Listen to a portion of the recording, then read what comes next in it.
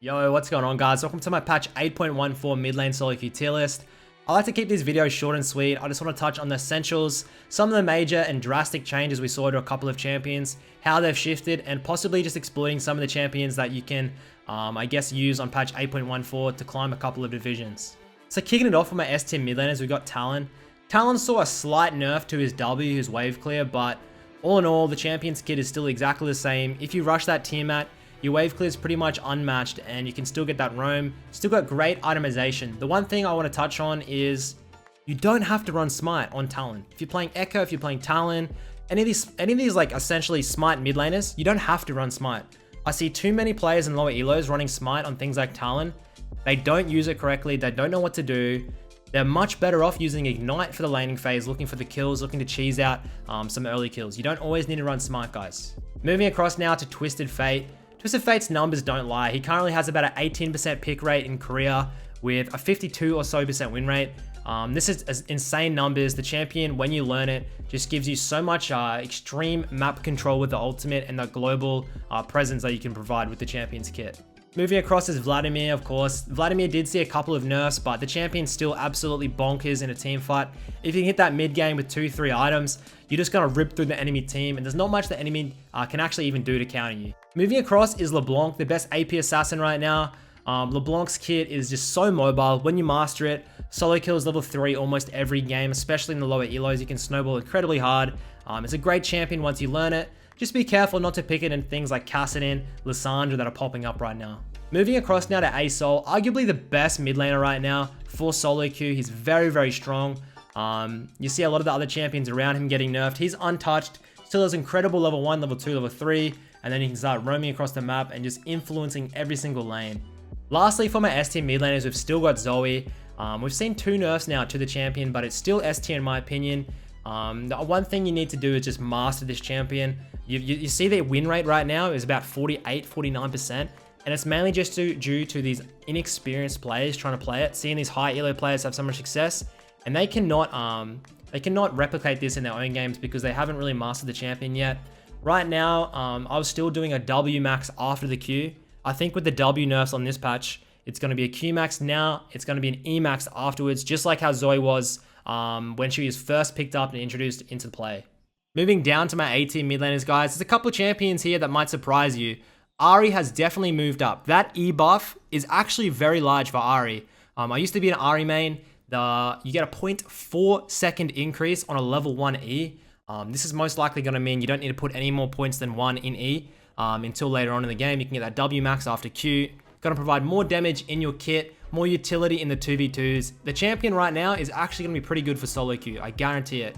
Another champion that's popping up is Orianna. Orianna's actually coming back into favor right now. She's a very, very strong control mage, probably one of the best with Anivia there. The reason for, she got that W buff a patch earlier, and right now with the itemization she has, you can pretty much go Luden's Merrily Deathcap or Luden's Spellbinder Deathcap. In the mid game from level 13, we've got maxed out W. If you hit like 1 or 2 QW combos, it's pretty much a one-shot onto squishies. Added an ultimate, it's actually a very, very good control mage right now. And I suggest if you were once an Orianna main, give her another try, give her another spin and see how you go. Also in the A tiers, we've got Aurelia moving down from S. Aurelia's win rate is very low right now. The Conqueror nerfs on this patch are also going to hurt her. Everybody's kind of learned her kit, learned her all in, knows how to play around her. The champion right now is not in the best state. But if you are still an incredible mechanical beast, just like if you're a Yasuo player, you can make this champion work if you have mastered it. Moving down now to some of my B tier mid laners, you've got Malzahar. I think Malz is actually a very staple, very solid champion you can be playing if you want to abuse a very simple mechanical champion. We've also seen Fizz drop down. The Fizz changes, in my opinion, is a huge nerf to mid lane Fizz.